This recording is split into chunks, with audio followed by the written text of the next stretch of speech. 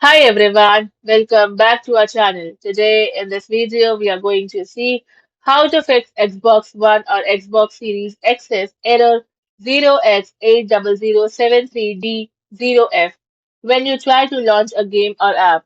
Fix 1. Check for pending updates. Press the Xbox button on your controller and select My Games and Apps and click See All. Now move down to Manage and select Updates and install any available update for the glitching game. Step 2. Power cycle the console. Hold the console power button for 10 seconds, then unplug the power cable from the back. Now wait for 30 seconds to clear cache and reconnect the cable and turn the Xbox on. Fix 3. Reinstall the game or app. Open My Games and App from the dashboard and highlight the game and press the menu button. Now select Uninstall and then choose Uninstall All and go to Full Library to reinstall the game. Fix 4. Reset the Xbox operating system. Open the guide and select Settings. Now go to System and select Console Info.